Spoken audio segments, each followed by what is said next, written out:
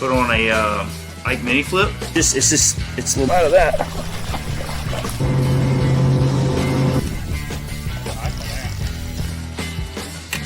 Good one on a frog. Oh my gosh, how big his mouth is. To be a 4-pounder, if that thing had a gut, that's like a 5 or a 6.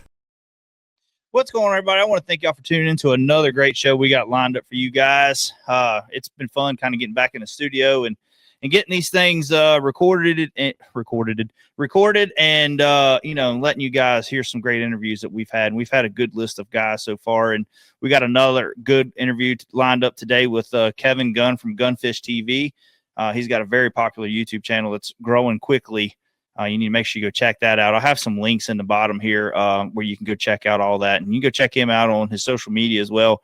He catches some giant fish from the eastern side of like North Carolina and Virginia. And he's mainly in Virginia, but a lot of the stuff he fishes are the eastern side of Virginia and North Carolina and all that. So you need to make sure you go check his stuff out, subscribe to his YouTube channel. But before we get to Kevin, I want to go ahead and thank all of our sponsors that's helped us out over the last several years with this show and stuck with us when, like I say, when we were kind of slowing down a little bit and wasn't doing as much there for a while with the podcast, but now we're back up and going. And I want to thank these companies for sticking with us. I want to thank Waterland Sunglasses.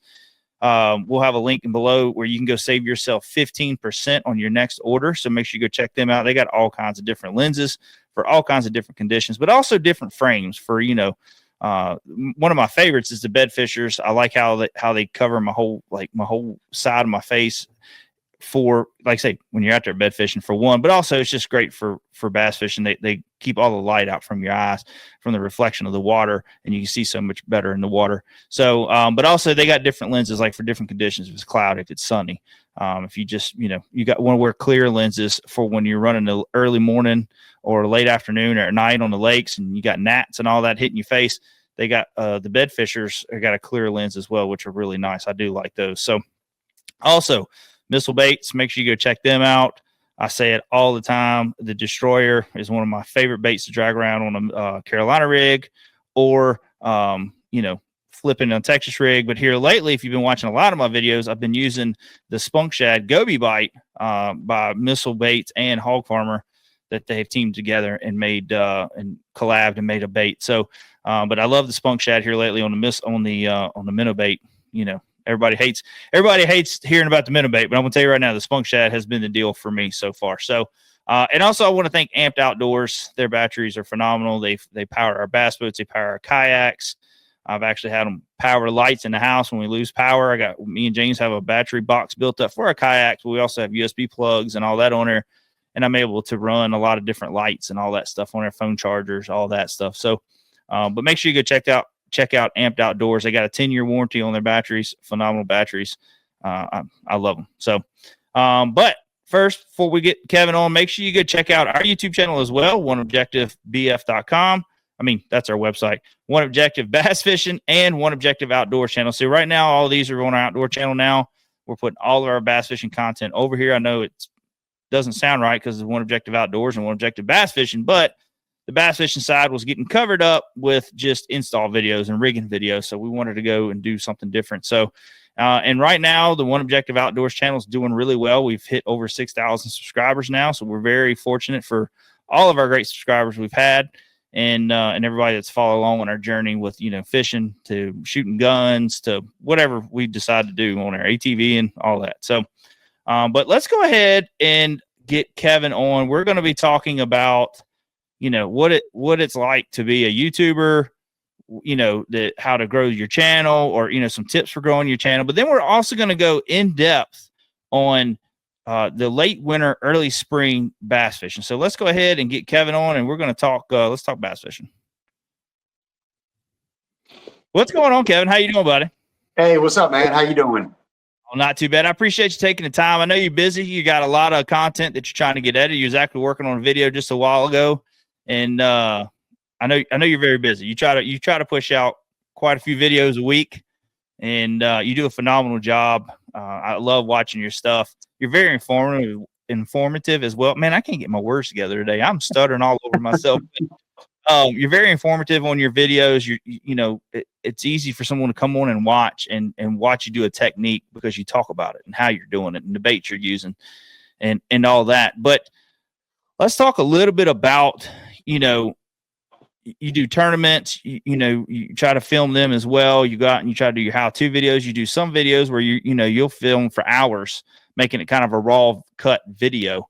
But let's talk a little bit about quality over quantity. I get that question a lot from other people that want to get into YouTube, and they're like, would you much rather have a lot of short videos, or would you much rather have one good video? And let's talk a little bit about that and what your take is on that. Well, now there's a lot of emphasis on shorts, and when I first started 6+ years ago, there was no such thing as a short, so it was all long form videos. So really that's what I built my channel off of, is just long form content. I do offer short videos as well and do some YouTube shorts, but most of the time, if you tune into my channel, you're going to see most videos are going to be over 20 minutes. Rarely do I have a video that's under 20 minutes. And I mean, the main reason for that is I just feel like you cannot encompass a whole day of fishing in under 20 minutes. And it's really hard to break it down in a video between 20 or 30 minutes. You're taking a 6 to 8 hour day on the water and trying to break that down into a 20 or 30 minute video. And especially if you have like a really good day where you catch a lot of fish, you kind of have to pick and choose what you're going to put in there and this, that, and the other. But, as far as like quality over quantity, I would always say you never want to put out a video that you're not proud of or that has the quality that meets your expectations. For me, I always go back, rewatch my content before I upload it, review it, and I want to watch it and make sure that if I was a viewer and I logged on to or clicked on this video for the first time, would I find it entertaining? Would I find it valuable to me as a viewer? Because I'm trying to do two things. I'm trying to basically provide entertainment, but I'm also trying to teach at the same time. There's plenty of YouTubers out there that just are pure, entertainment. That's just the entertainment aspect where it's, going to Walmart and buying something and trying to use it, or buying a fishing kit and using that. And that's fine, but to me, that's strictly entertainment. I'm trying to bridge entertainment and usable information with solid bass fishing all in the same video. So I would definitely say quality over quantity, even though I do try to get out 2 videos every week. And I've been doing that for basically over 6 years now. Some weeks I even get 3 videos out, but I never want to just rush something out that I'm not happy with. So definitely quality. If you're going to do 1 a week, that's fine. Just make sure it's a good one. You just got to make sure you're putting out quality videos.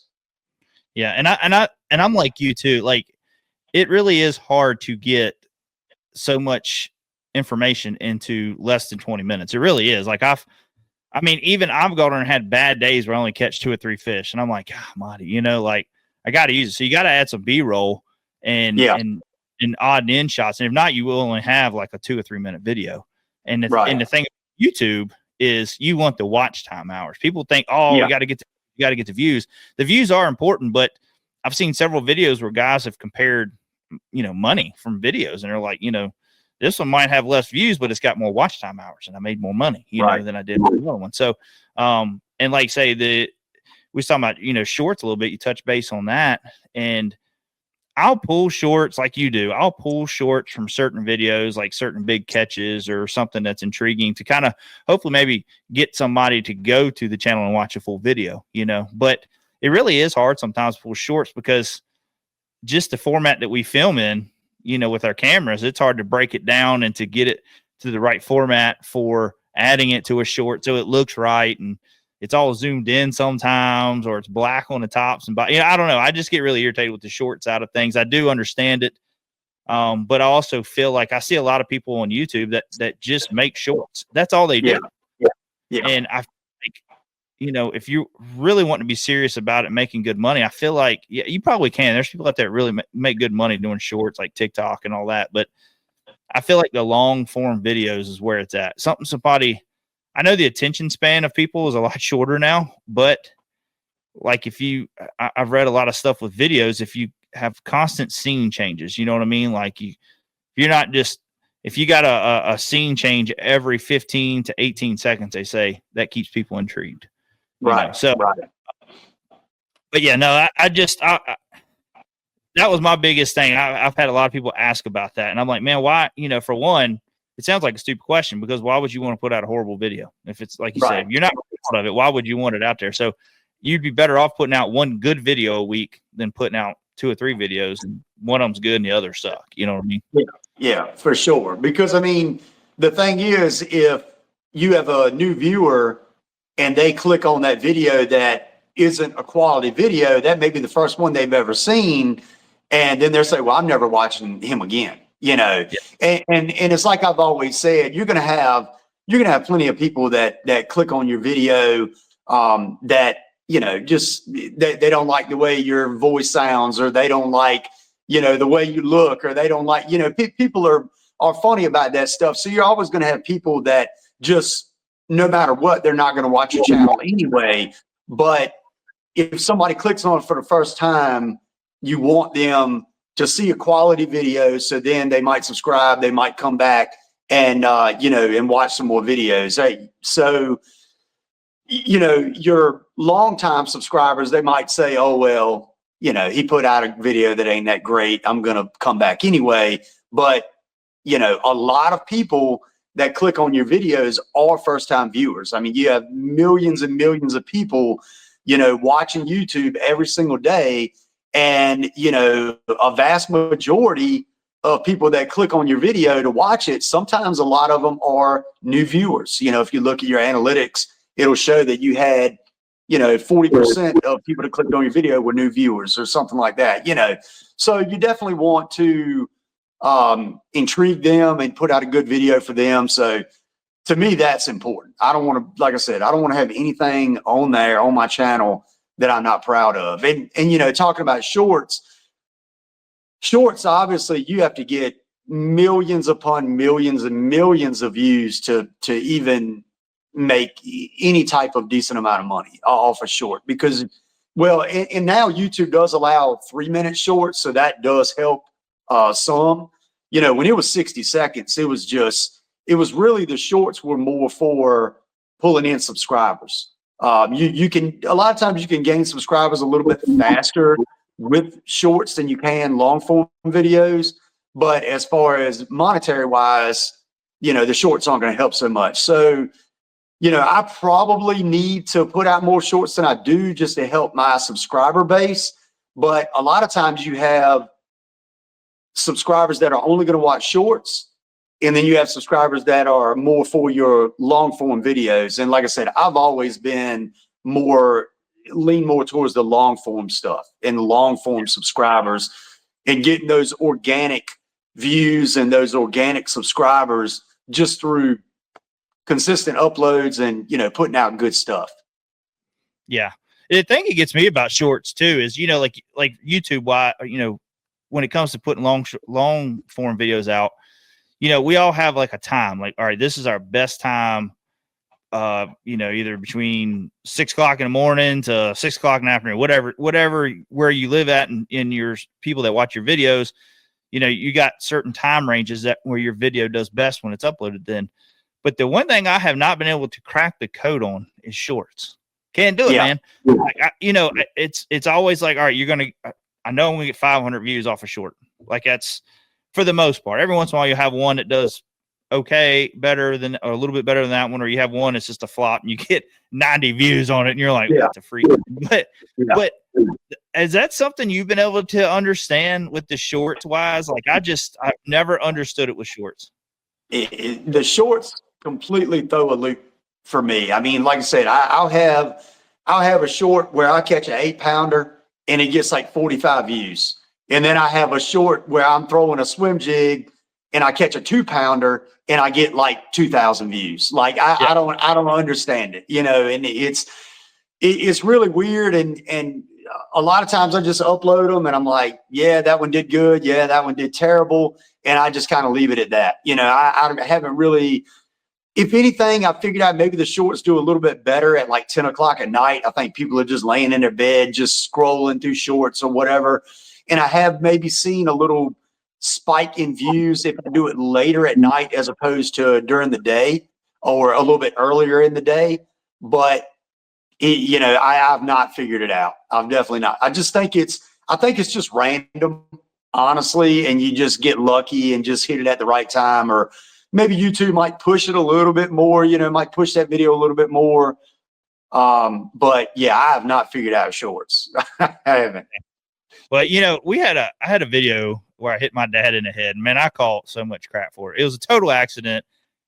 I never do that. Like it, you know, I caught crap for it. But on TikTok, it hit over 5 million views on there. Wow.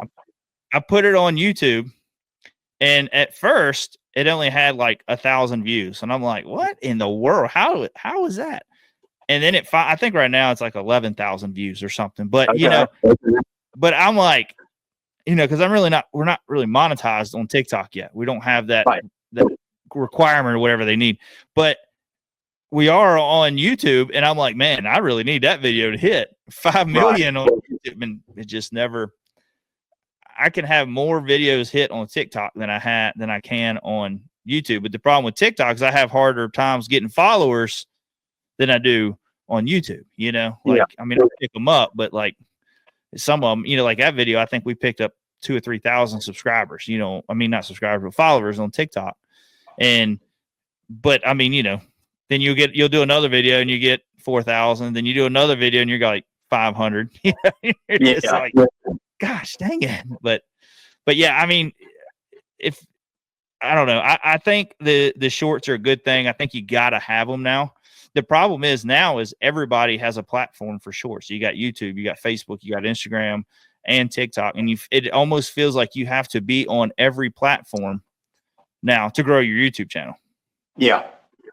It's definitely a lot different. You know, when you know, like I said, I started YouTube, I think August will be either 6 or 7 years. I don't 100% remember, but you know, I've videoed, you know, fishing trips and stuff for 3+ years before I ever started a YouTube channel. And I really, really wish that I would have started uploading to YouTube and started a channel back then, because, you know, 8-10 years ago, it was really easy to grow on YouTube. You know, it wasn't as saturated as it is now. You know, I mean, everybody now that fishes has a YouTube channel. I mean, honestly, you know, and that's fine. But what it does is you have so many people in one space and so many people to choose from that it makes it a lot harder to grow and a lot harder to get views and to really stand out.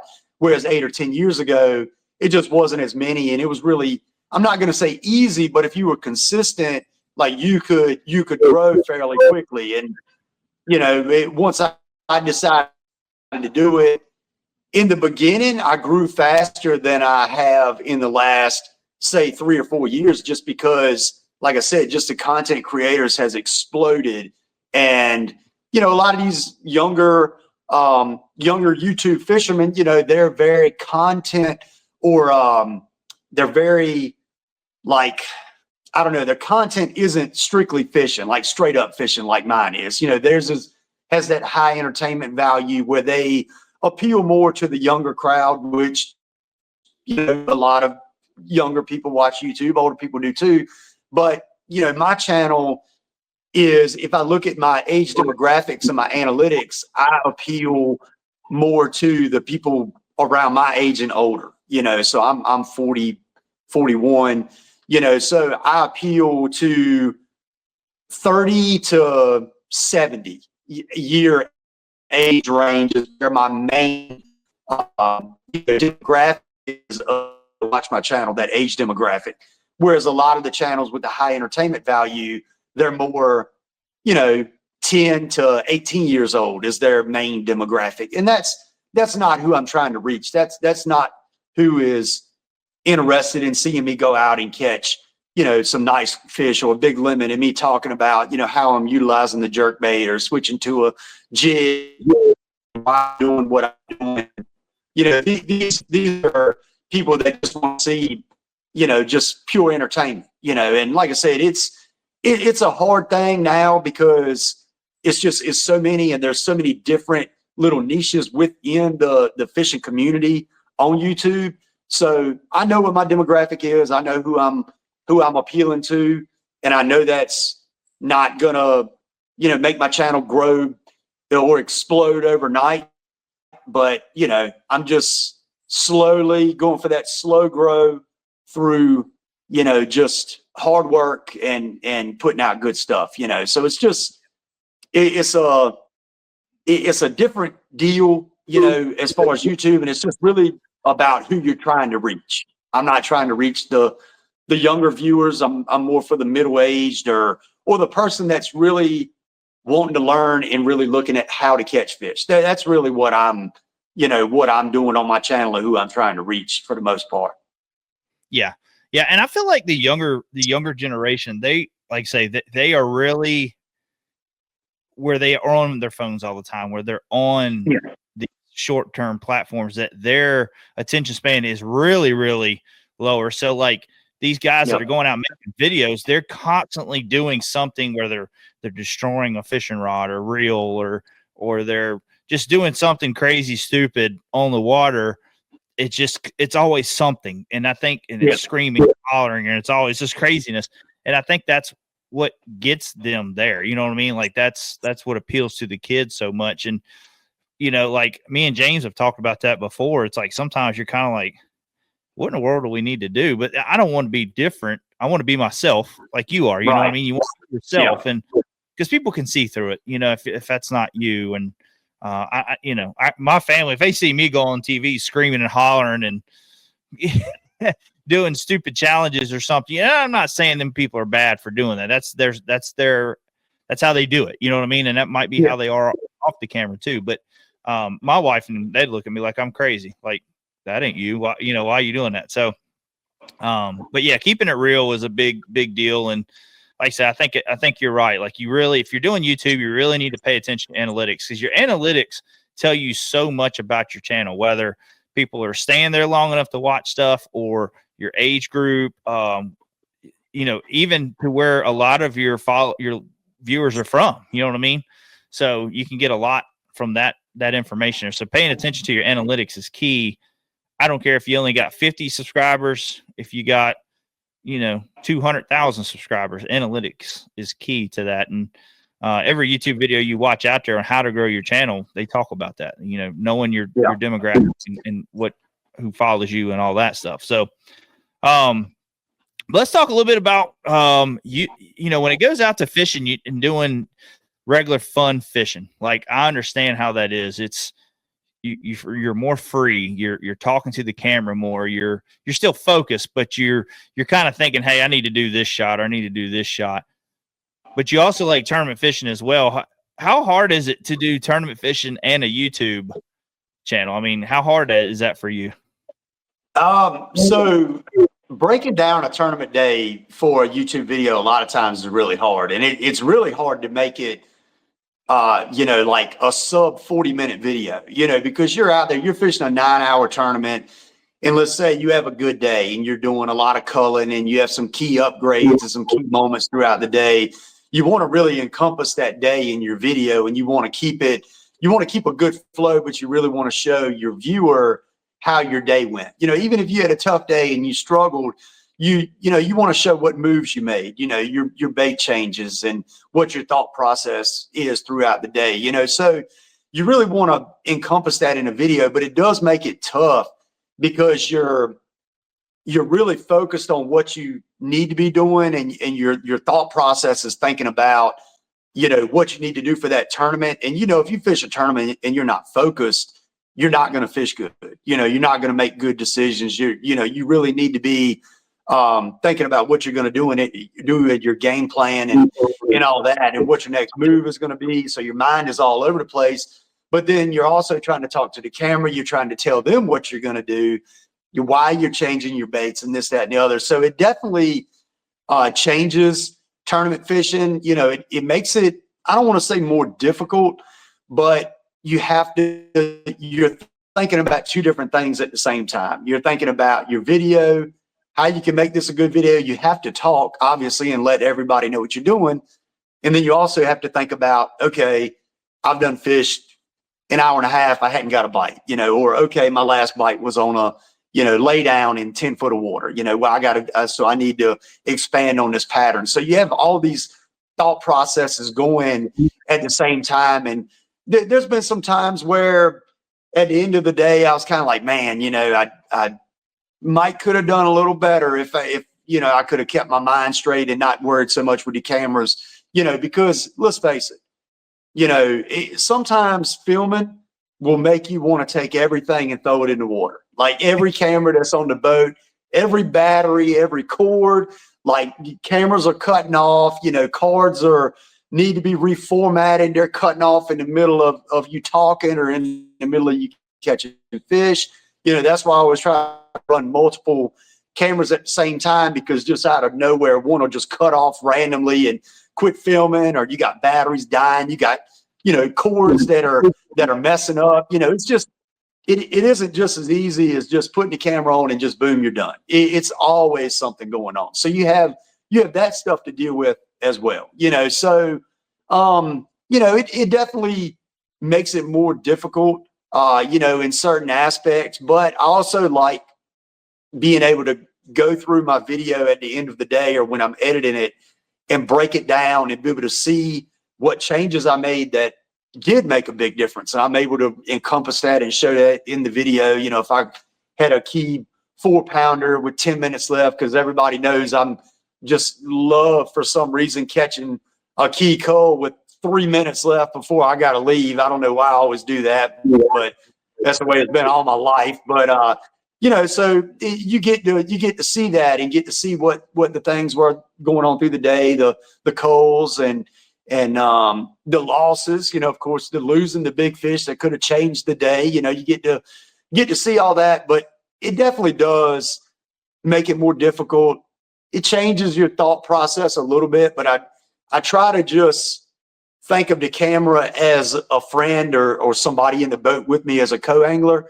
And I try to treat it as if I'm just talking to them and telling them what I'm going to do. You know, okay, look, we're going to get right move. Like I'm going to move after this next cast, you know, so the co-angler knows to start getting their stuff together, you know, or be prepared for moving. So I try to treat it like that. So that way I'm telling the camera, I'm going to move after this cast, and I'm preparing the viewer to let them know what's going on, you know, and I just kind of treat it like another person in the boat. So that way it feels less forced, because I try not to force anything on my YouTube videos anyway. I just try to let it just flow.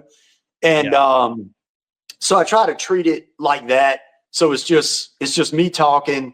I'm trying to keep my thought process good, and I'm trying to make a watchable video at the same time. You know, now what's really hard is the days when things aren't going your way.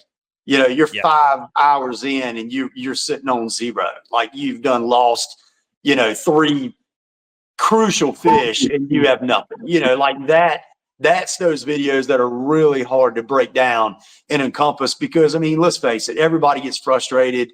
You might start slinging some not so great words out there when you lose a 4-pounder and you had the boat, you know, and, you know, so, but I try not to get frustrated, and I try not to let any of that happen, because I don't want to get upset and start, you know, cussing or something, because I want my viewer to be able to see what happened. They want to see and hear my frustration, but you know, obviously my videos are family friendly, and I want, you know, if a 12-year-old is watching, they're not going to hear, you know, cuss words or anything on my videos, but I want them to feel that raw emotion of that loss or what's going on, you know, because as a viewer, that's what I want to see. I want to see, you know, sit there and say, dang, man, that he just lost a 4-pounder, and, you know, at the weigh-in, you end up losing by, you know, you get second or third and you're 1.5 pounds out of first. And, you know, the viewer's like, oh man, if he'd have got that 4-pounder in the boat, he'd have won. You know, that defining moment is what's cool about seeing those tournament videos, is seeing the defining moment that either made or broke that entire tournament, and so it's cool in that aspect, but also you can't let the cameras and everything change your thought process, because obviously you're trying to do good. You done paid your money, you've paid an entry fee, you're burning gas, you want to get a good video, but you also want to do well in that tournament. That's what you're there for, is that tournament, so it changes it. But I think now I've done it so long, it's almost second nature, honestly, and I did lay off the tournaments last year a little bit. I didn't fish. I probably fished less tournaments last year than I had in the last probably 25 years. Sometimes it can get exhausting, and you just need a break, from tournament fishing. You just like, you know what? I just want to go out and fun fish. I don't want the pressure of the tournaments. And, so last year, kind of about June, I was just like, you know what? I'm going to go out and just have fun. I just want to go have fun and fish, make good videos, and that's it. So this year I'm going to fish more tournaments, or as many as I can. But like we were talking about, the thought process of filming tournaments is different than just a fun day. If you really broke it down, it is different. Yeah. And a fun day too is you can, like we did at Heiko not too long ago, you can put in the morning and you can fish till dark. So you got time to try to make a video happen, where a tournament video is kind of like, if you don't catch nothing, you're kind of like, oh my gosh, You're right. This is tough. But like you said, the losing the fish is, or something crazy happening during the event makes it a relatable event to where people can look, man, I know how he feels. You lose a big fish at the boat, whether they tournament fish or fun fish, they know that feeling. You know what I mean? They know the feelings you're going through. It kind of takes them back to a time when that happened to them. So, but no, little things like that are what tell the story of a day that makes or breaks a video, you know what I mean? Or makes or breaks a tournament, or anything like that, man. I like having a little bit of, I'm gonna say drama, but a little bit of a plot twist, to each video, something like that. Like for instance, when you and James, when y'all went to Heiko and y'all are fishing, y'all caught a few fish on jigs and shaky heads, but at the end of the day, y'all find the mother load of crappie, man. You know what I mean? And you start, here's the whole deal of that video around, and now it's a crappie fishing video, So but let's I got some notes here. There's a couple of questions I wanted to ask, but how do you deal with like where you film and you on a lot of, now some of the bodies of water, it's hard to tell where you're fishing at, because like, let's just say, for instance, some of these rivers that you fish down into Blackwater or Nottoway and all them, some of these spots look the same depending on where you're at. There's no landmarks, But how do you deal with filming videos? A lot of locals are watching your stuff. I mean, do you feel the pressure on some of your spots? Are you constantly looking for new spots because of the YouTube channel? So it definitely, back when I was putting on the Thursday afternoon tournaments and I was fishing a lot of afternoon tournaments, well, obviously if you're fishing in a tournament, you're not, putting your stuff on YouTube for everybody to see, because you see people now blurring out backgrounds and blurring out debates they're catching them on and this, that, and the other, Well, when you're doing, posting videos, especially as many as I am, well, I don't have that luxury. Obviously everybody sees exactly what color, exactly what lure, a lot of locals know exactly what river bend, where I'm at, this, that, and the other. And I definitely did in some of the Thursday afternoon tournaments. I definitely saw it affect those some, because some of the areas that I had fished for years and years and the lures that I had thrown for years and years, all of that got exposed, so the frog, the specific color frog that I threw and the exact frog, next thing you know, I'm not going to say everybody, but a lot of people got that frog tied on, a swamp water blue rage bug, or, just all this stuff that nobody knew unless you fished with me or unless I told you. Well, now everybody knew. So now I used to say, in some of those tournaments, I would say it almost feels like I'm fishing against myself, because I'd run to a spot that hadn't seen nobody in that bend for years and years. And, oh man, there's somebody at that bend, what in the world, and then I'm running down the lake, running down the river, and, oh, there's somebody there, so it's just, it really did change. I would say the afternoon tournaments probably more than anything else, because you're limited to a 4-hour tournament. I mean, you have to really get things done quick, and you have this main milk run that you have, and you're running particular bends and particular shorelines and particular spots at different times of the day and throwing different baits or whatever. And a lot of times, if somebody is on 2 of those spots, that completely changes your afternoon tournament. It completely changes the outcome, So I did see a little bit as far as those tournaments, and then I did see a little bit as far as some just particular spots in general, just some areas. It was, and this goes all the way back to like my very few first videos that I ever did. I said where I was. It was a small body of water, had a really good day, and it's somewhere where you never saw anybody, like ever. Like it was nobody ever there. And then I went there, I don't know, maybe a week after, a week and a half or whatever, and the parking lot had so many people in it, I couldn't even park. And it was a guy putting in, and I walked down there and I was like, darn, man, I ain't got nowhere to park. And that guy told me, he said, yeah, I saw this video that this guy caught like, this big bag of bass out here. And so I was going to come out and give it a try. And I mean, I only had like 300 subscribers. Like I was very small. And I was like, dude, that was me. He was like, oh yeah, it was you, and I was like, man, I'm never saying where I'm at again. Like, I mean, it was one of those deals. So it kind of taught me early on that you really, and you want to tell people where you're at, but and I've had several people comment on my videos, like they don't like the fact that I don't say where I'm at. Some people really get annoyed by the fact that you don't say what lake you're on or what body of water, and it's like, and I always give good responses to them. I never get nasty or anything like that, because that's not how I come off anyway. But I'm just like, look, if I didn't do YouTube, you would never see me catch these fish. You would never know that I caught these fish. You wouldn't. I said, I'm putting these videos up there so you can see what I'm doing, my thought process. I'm telling you every bait I'm throwing, why I'm throwing it, the water conditions.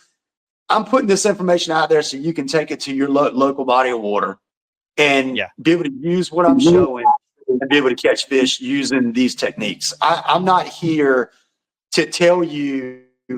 I got somebody call. Let me cut that off real quick. All right.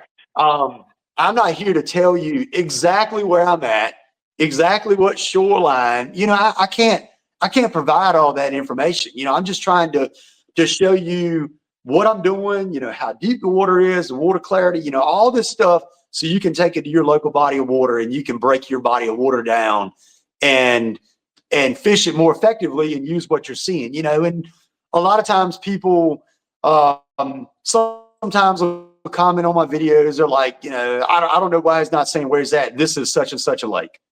And I'm just like, that's fine. But if you know what this lake is, you're only hurting yourself, because if you're just told everybody and you're going to put more pressure on this lake, and this lake's only 120 acres. I mean, some of these smaller local public bodies of water that are trolling motor only or whatever, they provide some really good fishing with some really big fish. And, I utilize these bodies of water to go fish and be able to bring content, get content from. And if they want to name drop them, hey, that's fine. It doesn't bother me. But, I'm not, if you notice any big YouTuber, I mean, Milliken's talked about it. There's been plenty of big YouTubers, and they talk about why they don't say where they're at. I mean, look at O.H. Ivy. Look at what happened there. Ben Milliken, and it wasn't to no fault of his own. He had no clue what was going to happen based off of people finding out what lake it was or whatever. I mean, he brought Texas millions of dollars in revenue off of tourists and all that. So Texas loved him, you know, or so you would think, based off of what Texas recently did to him. But you know, so the same thing could happen. And I'm not obviously nowhere near as big as Ben Milliken's channel, but you know, on a smaller scale, the same thing can happen to some of these smaller bodies of water, you know, and I don't want to offer any unneeded pressure and it's to these places. And it's not me trying to be secretive. I would love to just tell you, hey, this is where it's at. This place is awesome. Go sack them up, you know, there, you know, but like I said, these smaller bodies of water. And, you know, also I'm traveling to a lot of these bodies of water, you know, 2 hours, 2.5 hours, you know, and to me, it's not right for me to name drop everywhere because the locals that fish there and have kept these places secret for a while, you know, I don't want to do that to them either. So it's a lot of different ways to look at it when you're talking about that aspect of it. But, you know, people are going to know where you're at no matter what, you know, like I said, so it has changed things to a certain degree, but unless it's a really big body of water like Gaston or like I said, Heiko or somewhere like that, I'll tell everybody where I'm at. I'm not worried about that, you know, but some of these smaller bodies of water, that's when I try to keep it a little bit on the DL. And then if people recognize it, hey, that's fine. Go there and catch them. You know, that's perfectly fine. But I don't want to openly be like, this is such and such lake, you know, go there and blow it out, because it does provide a lot of additional pressure to these bodies of water. Absolutely. And, you know, you look when MLF came to the Chowan, or I guess that's what that river was, right? The Chowan. Yeah. When they came there, I get it. Yeah. Because some different rivers that dump in, but I mean, man, there was a lot of people that were not happy about them coming. Like they didn't want that system being exposed and showing how good it is. Cause I mean, it's a good fishery. So, certain rivers are better than others, but it's a good fishery. And a lot of people did not want that, but you know, for the town itself, it's great because it brings revenue to the town and all that and helps them grow. But, you know, as fishermen, we're like, man, I don't want nobody else coming down here and, you know, fishing this stuff. And it sucks, like fishing Smith Mountain, like here lately, I ain't been on nothing big. So if they want to fish some spots, they can have them. But, you know, you do gotta be careful because you get lakes like that have recognizable features in the background. You know, they can pick it apart quick, and you show up for a tournament and you got 2 or 3 boats waiting in line to even fish that spot. You know what I mean? So,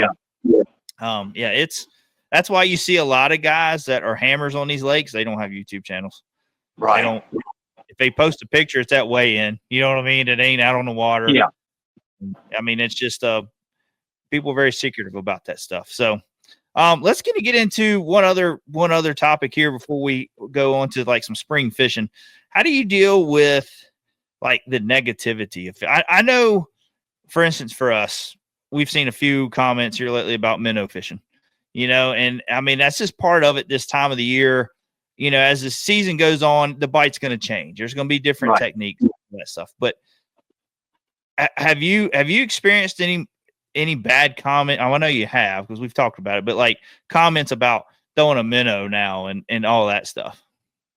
I mean, I'm lucky because I don't get a ton of negativity or negative comments on my videos, but typically the ones that I do, the very few that I do, typically are about forward-facing sonar. You know, you have a lot of people that there's 2 sides of the aisle, but then I always say there's a middle ground too. You know, because everybody thinks you have to either love forward-facing sonar or you have to absolutely hate forward-facing sonar. That's what everybody thinks. But really, you can have a middle ground, which is where I put myself. I'm a forward-facing sonar user, but do I love it? Like, really, no. I mean, you know, honestly, it's really changed fishing. And I don't want to say for the worst. I mean, because it definitely has not changed fishing for the worst, you know. But it has changed fishing just in general. You know, and like I said, so you have these people, they're they love it, and they're watching videos and be like, oh, that's awesome. You caught a 7-pounder on a minnow or whatever. And then you got people that are going to bash it. Oh, forward facing sonar, oh, you're looking at a screen, whatever. And I mean, in a lot of aspects, would you have caught that fish? No. But in the other aspect, everybody else is using it. Why am I not going to use it? Like why would I spend my money to buy this and put it on my boat? I'm not going to just not use it because I'm out here, roughing it up for 2 or 3 fish. And I know if I cut my, live scope on them, I could probably have a pretty good day, and so there's going to be some negativity no matter what, because you have people that greatly dislike it. And then, it's just, I don't know, it's one of them things where kind of over the last couple of years, I kind of treaded lightly on that topic and really didn't try to show a lot of me using forward facing sonar. But, really this winter, I just made the decision that, if people hate it that much and they don't want to watch it, then so be it. I mean, really this winter, I used it more than I've ever used it, on my channel. And I had a great winter. I mean, I had some amazing days utilizing forward facing sonar. I mean, my video that's going to upload tonight, I had 24 pounds, 4 ounces on the river throwing a jerkbait using forward facing sonar. I mean, I've fished that river for 38 years, 37 years probably. I think I caught my first fish when I was 3 years old out of it. And I started bass fishing it when I was 6. And I put, I mean, literally thousands upon thousands of hours on that river. And on the lower system now, the upper system, I've had bigger bags than that. But on the lower system, that's the biggest bag I've ever caught. And I've never caught them that way. And I would have never caught them that way without forward facing sonar. I was targeting fish into 10 foot of water offshore in the middle of a pocket with a jerkbait, and these are fish that were just roaming out in the middle, mid water column, just out there, just roaming. And every big fish you saw, you threw it at it, they reacted to it. You didn't catch everyone, but everyone reacted to it, and it's just one of the deals, you can't please everybody. I've always tried to appeal or please the most people I can, but you can't please everybody no matter what. And like I try to tell people in those videos where I use it, yes, I'm using forward facing sonar. No, I would not caught these fish without it. So I'm going to give credit where credit's due. I'm not, acting like I'm the best fisherman in the world, because I know wholeheartedly that a lot of these fish I would have never caught without it, and I think that's where you, as a user or as a non-user, that's just where that's the middle ground you need to be in. Yes, forward facing sonar is amazing. But you also need to give it the credit that it deserves. And you need to recognize that a lot of these fish that you caught, just because you caught them with forward facing sonar doesn't make you the best angler in the world.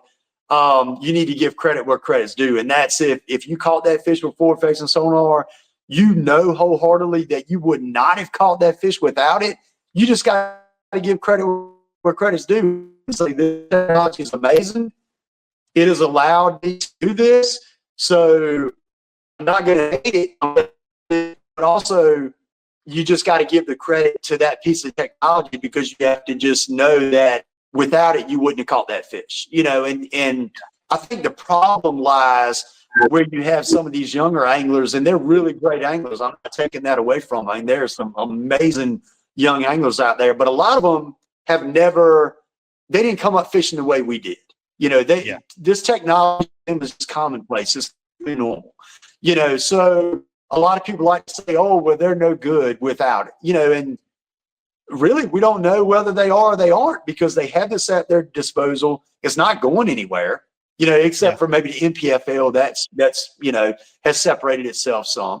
But these guys are good anglers, with it, without it, whatever. They're good anglers. They're fishing at these elite levels for a reason, and they're catching a lot of fish with it. I'm sure they can catch a lot of fish without it. We'll never, from here forward, we'll never know, because And, I mean, I think what FLW, or not FLW anymore, MLF has done, that format they use, I think that's a really cool format. A lot of people hate it, but I think it's a cool format where you have, where you're utilizing it one period and the other two you aren't. So I think that was a really good middle ground. I think I always think you got to find that middle ground. You can't please everybody no matter what, but there's always a middle ground to, this winter, if somebody watched my channel, they saw a decent amount of forward-facing sonar videos. But now it's warming up. You're going to see me slamming them on a frog and flipping treetops with a jig and with a rage bug. So it's going to completely get away from that. Like you said, it's very specific to the time of the year you're fishing. Would you rather watch me go out there and catch 20 pounds with forward-facing sonar, or would you rather me go out there and catch one fish in 8 hours? And I'm bringing you a video where I caught one, or I got a good informative video where I'm explaining what I'm doing with forward-facing sonar, how I'm looking for the fish, what depth they're in, all that, where I'm breaking the water down using forward-facing sonar. It's kind of like, what would you rather see? And to me, I'm thinking somebody would rather see me utilizing forward-facing sonar, catching 20 pounds, but I'm telling you exactly how I did it, what colors I'm throwing, what bait I'm throwing, because I had a day not too long ago where I caught a really good bag in a lake, and literally it was 2 inches of visibility. I caught almost 18 pounds on a jerkbait, and you couldn't even see it. Literally, when it sat in the water, the back of the jerkbait was up at the top of the water. You couldn't even see the bill of the jerkbait under the water. Like it was, and most people wouldn't throw a jerkbait in that instance. They would be like, well, I don't know what to do. So, that allows them to say, okay, well, last time I went to my body of water, it was super muddy. I didn't throw a jerkbait because I didn't think I could catch them in muddy water on a jerkbait. Well, maybe that afforded somebody the ability to go out next weekend and they absolutely crushed them because they saw my video. So that's where my thought process is at. I'm trying to help people. That's what I want to do on my videos. I'm trying to help people be better anglers, new anglers. If they see my videos, they can take what they learn and take it out on the water. I'm not one-sided. I'm not straight up power fishing all the time, but I'm not straight up forward-facing sonar fishing all the time. I just try to, use what's working at that time, give a good middle ground of what my videos are. And I mean, hey, would I rather catch them on a minnow or catch them throwing a frog in 3 foot of water around cypress trees? I can tell you, I want to throw the frog every day, but that don't work every day. It's just the way it is. Especially where we live at in Virginia. I mean, we got, down south, they have the ability, they can fish other things because the water temperature normally don't get that cold. But here, I mean, the water temperatures were right at 39 degrees at Smith. I don't know what it was down there where you're at, but I mean, they were cold. Yeah. Yeah. They were in the 40s yesterday. They did climb by the end of the day. But that started off, I think it was 42 yesterday morning. Yeah, and Smith, now granted we had all that muddy water come in, but like at the lower end where I was at, it was like 43 or 44, something like that towards the end of the day. So, but like, when you get them cold water temps and they just ain't hitting up there, you got, and a lot of people make a comment. I'm kind of like, this is my thing. I don't ever knock nobody that can't afford to get it or whatever. I fully understand that, because it's a very big investment. And if you got to feed your family or put thousands of dollars of electronics on your boat, I get it. But it's also, if I'm out there fishing and I have it on my boat, I'm going to use it. And you can't tell me that if you have it on your boat, you're not going to say, nope, I'm not cutting that on. I'm going to go not catch something all day long, because I would cut that on. They're not going to do it. If they had it, they would cut it on. And it'd be a totally different story. Is it boring to watch? Yeah, I mean, everybody raised Cain about Bassmasters up north, but Aaron Martins and them was doing this stuff years ago with 2D. Oh yeah, exactly. Oh yeah, staring down at the screen, So it's just changed things. I think a lot of people are sour about it because how expensive it is for one. It's really tough to make that judgment call of spend that much money, especially if you don't fish a lot. But if you fish all the time like we do, it's worth every dime, I think, for it. But I'd much rather be doing other things. And I've stated in my video several times, I'm like, man, I would totally love to just get up on this bank, throw a spinner bait or a jerk bait and not have to deal with this live scope deal. You know, I just much rather just go fish and cast at targets than I would have staring at this thing. So, but yeah, that's how it is. I mean, you know, like I said, we don't see a lot of negativity. That's the biggest thing we see too, is with when you got the box on, the scope box, and everybody's ready to bash you for catching a fish off of it. But that's just how it goes. Yeah. But let's dig a little bit into some spring fishing. Let's get off of the YouTube. Let's just talk fishing. Let's teach some people something today. So, you know, we've had kind of a crazy, y'all have had a lot of snow down there where you're at, and then you got the runoff, and you got a lot of muddy water or cold water coming into your systems here. What are your go-to baits this time of the year besides a minnow? We know we're going to be throwing a minnow at some point, but what are some of your other go-to baits that you're going to like, all right, I'm going to fall on these first or try these first? So definitely 100% it's going to be a jig. I'm a big time, you know, that's been one of my biggest producers for years and years and years. Is throwing a jig. And one of my absolute I throw this time of year. So one of them is a Bitsy flip jig. So that's Strike King Bitsy flip. I've been throwing that jig for literally almost 30 years. I mean, I've caught more fish on that jig than any other one made. So a Strike King Bitsy flip with either a Zoom speed crawl or a Rage scound bug trailer. And then also I like the Strike King finesse jig. So that's the football finesse jig. That's a 3/8 ounce.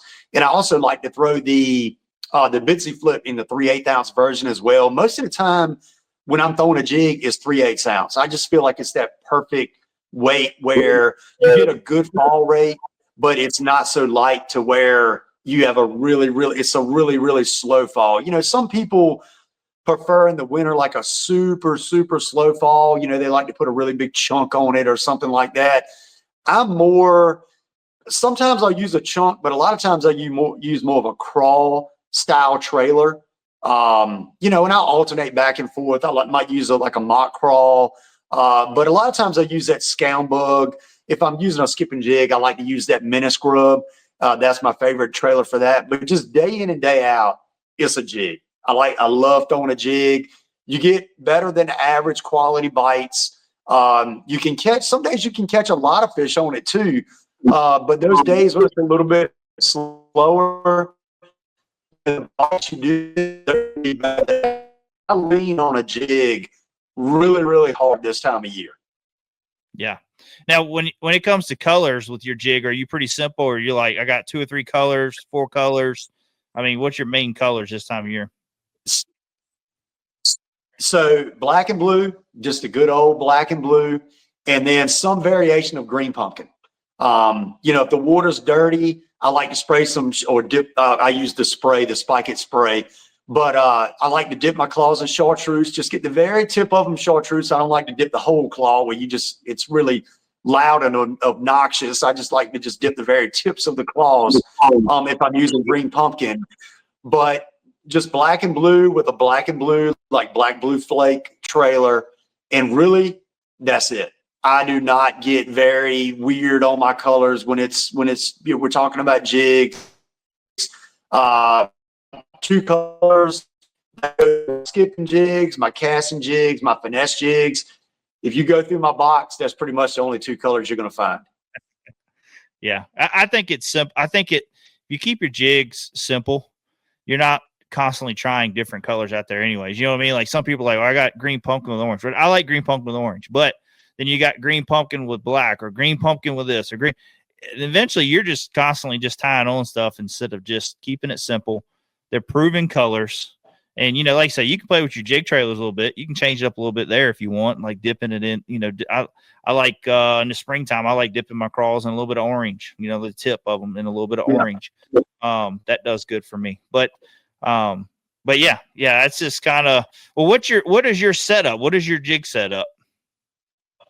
So my finesse jig, I throw that 7-foot medium heavy. And a lot of people, and this is all, you know, depends on who you are. You know, rod length that's a whole nother topic you could get into as far as rod length. a lot of people are surprised that I only use a 7-foot rod for a jig. And I mean, that's what I use for pitching a rage bug too, is 7 foot. But I got kind of long arms. I'm pretty tall, and I generate a lot of power in my hook sets. So a lot of times if I use a longer rod, I actually will break off more fish.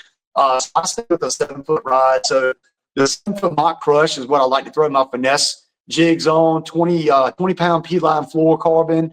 And then the mock jack is what I like to throw my casting jigs on. That's also a 7-foot medium heavy. So a 7-foot medium heavy rod, a 7:3-to-1 gear ratio reel, and then 20-pound test P-line fluorocarbon on all my jig setups. That's what I run. So really simple. Like I said, just 7-foot medium heavy, 7:3-to-1 reel. So if I get a bite, a good thump, and it's swimming towards the boat, I can kind of catch up with it. I don't like really high gear ratio reels like these 8, these 8 and 9 gear ratio reels. I feel like you lose a lot of your power, for winching them out of thick stuff and all, if you get above that 7:3-to-1. But 20-pound test P-line fluorocarbon, and that's it. Very basic. Now, what are some things that you're looking for this time of the year? Are you looking for channels? Are you looking for channel swings? Are you lay downs? I mean, what is your main things that you're looking for this time of year to flip that jig at?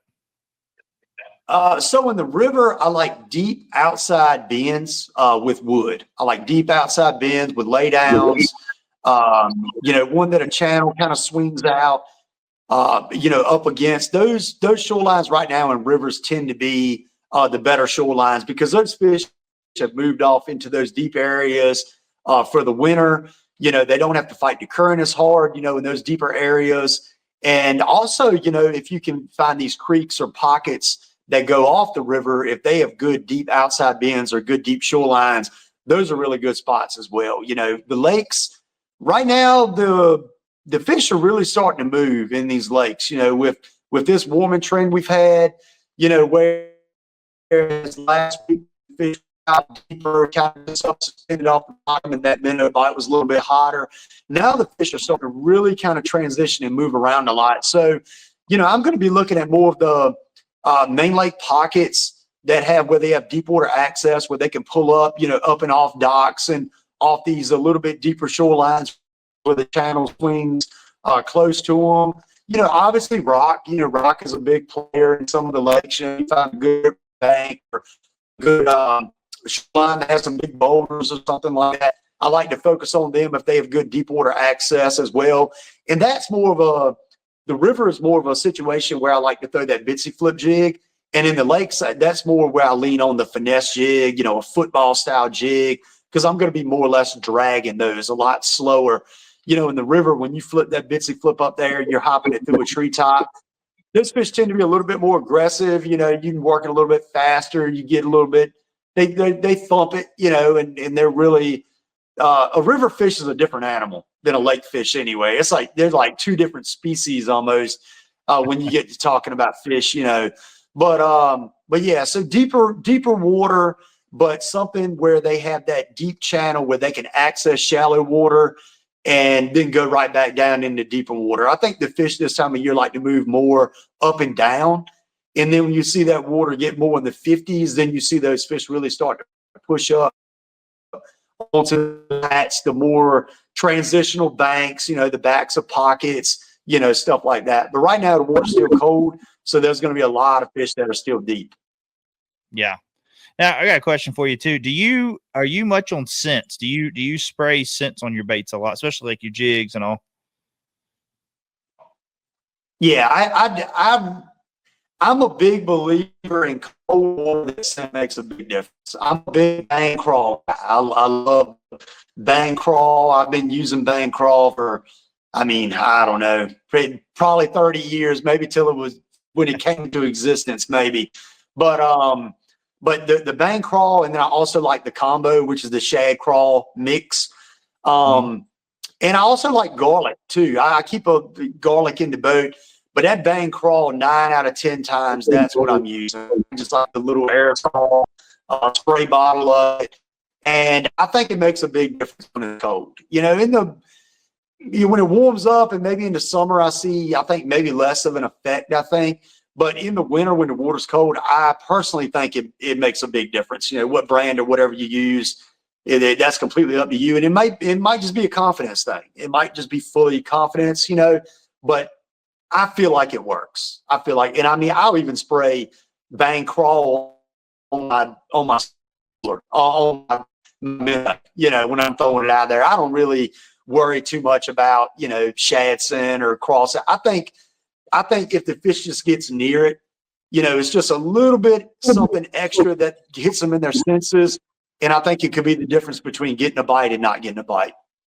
Yeah, absolutely. Yeah, I like using different scents and stuff like that on my jigs, and or a lot of, like I say, a lot of different baits. But I really coat my jigs in, you know, like a crawl, or I either use Yum or Bang. Like that's my two sprays I use. So, but no, yeah, that's some good information. Like say, it is hard to beat a jig this time of the year. I've seen a lot of tournaments won with a jig. You know, they've brought in a lot of big fish. The thing about a jig is, you know, you stated earlier, some days you'll catch a lot of fish, but a lot of times you're looking just for 5 big bites all day long. That's what you're looking for. Yeah. So I think it's one of them baits that if you can keep it in your hand, eventually you're going to come across the right one. But, you know, the problem with a jig is a lot of times people get frustrated. They're not getting bites. So they pick up a drop shot or a shaky head or a minnow again. You know what I mean? Or they go fish something different. And I mean, if think about a jig is, I think it's covering water. Do you agree? I mean, you got to cover a lot of water with a jig. Yeah. I mean, it's definitely not a fast and furious bite, you know, and it's one of those things that you got to have confidence in, because I mean, you can go 1 or 2 hours without a bite. You know, I mean, some days it's just the jig bite's on fire and it's absolutely amazing. You know, I had a day maybe a month ago that was just one of that background picture is from that day. It was just one of the stupidest jig bites I've ever gotten on in my life, where it was a 1 hour period where I had almost 25 pounds, and it was just, they were just smoking it, and every fish was big, you know, and but it's one of those baits where you have to have confidence in it, and you have to know that you're fishing for quality bites, whether you're going to get 15 quality bites that day, or you're going to get 4 quality bites, or maybe just 1. You know, that is a bait where you have to have confidence in, and it's kind of like a frog. A lot of people get frustrated with a frog and they don't throw it a lot. You know, a frog, it's not a bait where you're not fishing for 1-pounders. You know, you're fishing for your better than average fish a lot of times. So, you know, your bites are going to be, you know, just less bites in general. But at the end of the day, if you'd have thrown a drop shot, you know, say in a tournament or a shaky head, you might have got 20 bites and you're weighing in, you know, an 11-pound limit. Whereas if you do a jig, you might have got 7 bites all day and you weighed in, you know, an 18 or 19-pound limit. You know, that can be the difference maker. And obviously you can catch a big limit on a shaky head or drop shot as well. But you just know throwing a jig that you're looking for a different kind of bite. You know, you're going quality over quantity. Exactly. Yep. Exactly. You got any other baits that you like to throw this time of year, Kevin, or is it just mainly your jig? Like you're just going to be flipping your jig? I mean, definitely a red crawl flat side. I always keep a red crawl flat side tied on the deck. I've caught a lot of big fish this time of year throwing that. If you're on a lake or somewhere that has some good rocky points, rocky shorelines, when that water climbs up in the upper 40s, especially if the water is muddy, that bite can just get on fire, and that can be you can catch some big ones like that too, and it can be a really, really fun bite, you know. But it's one of those deals where either it's on or it's off. It's kind of, I wouldn't say it's like a jig bite where it's a really grindy bite, you know. That crankbait bite is one of them deals where either you're catching them good or you're catching nothing. Yeah. A lot of times I like to throw that. If I throw it for an hour or so and I'm not getting bit, I'll put it down and pick up something else, and I might get back to it later in the day, or, you know, an hour later if something's not working or whatever. But, you know, that bite can be really good, but it's kind of day to day. That's a day to day bite, you know. And then of course the jerkbait's always going to produce fish this time of year. So I throw a jerkbait a lot as well. But like I said, right now we're kind of getting into that more spring transitional bite. And I really like that red crawl crankbait. And then, I mean, a lipless, you can catch them good on a lipless too, but typically I lean more towards the flat side unless I'm fishing like the fish have pushed up on the flats and I'm fishing like 5 to 6 foot flats. Then I'll throw that trap that lipless more, throw in more up on the transitional banks that have like 10 foot of water on them, and it's like a sloping, tapering shoreline. I'll throw that flat side on those banks. Yeah. Well, heck yeah, man. That's some good information. That's, you know, like I say, we're right here, guys. We're right here at that. Like Kevin said, they're transitioning right now. We got, if you like for Virginia area, I've been looking at the radar or the outlook, and I mean, we still got the cold nights, but we're going to have the warm days, and we're going to have longer days. The problem is we need those nights to stay in the upper 40s, you know, to really start warming that water up. But, you know, you get these nights of 20s, 30s.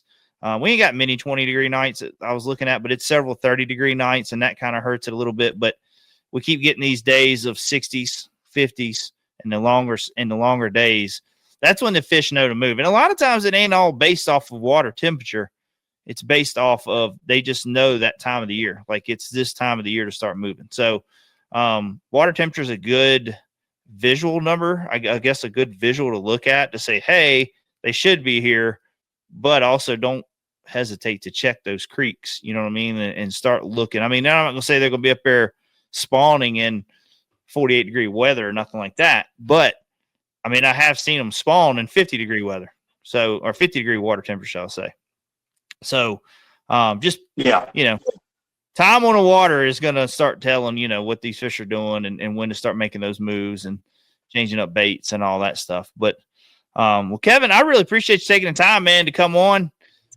We've been talking a little over an hour now, and like I say, we've got a lot of good information for people that are ready to start a YouTube channel. We also got a lot of information for people that are ready to get on the water and getting that spring fever now with these warmer temperatures hitting. So I really appreciate you taking the time, Kevin, to just join us today. And I look forward to seeing some more videos coming out, and look forward maybe me and you can get in a boat sometime and do some fishing and see if maybe we can whoop up on James one time.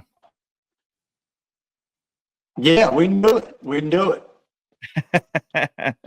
Well, Kevin, I really appreciate you taking the time, man, and I'll talk to you later, buddy. All right, man. I appreciate it. All right, buddy. Bye. Yep. Take it easy, man. Bye.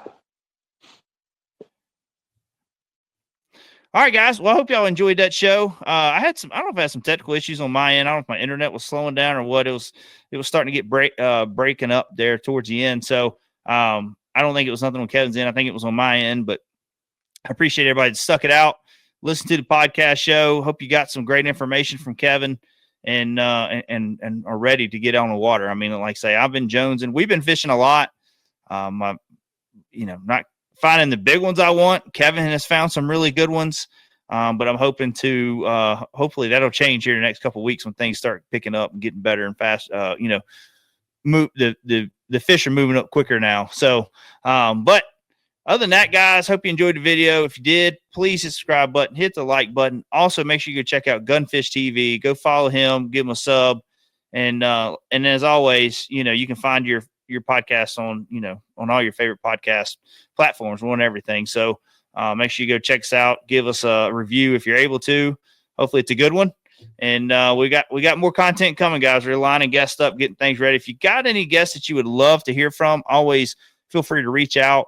If you want to be on the show, and we feel it's a good fit for a particular show, always feel free to reach out. We love to talk fishing. We like to keep things on the fishing side of things. I don't mind doing product. I don't mind talking about tackle, but as long as we're keeping it in the fishing side of things, and always feel free to reach out. We love to, talk to anybody. We'd love to come on the show and talk with us. So, but other than that, guys, we'll talk to you later, guys. See you.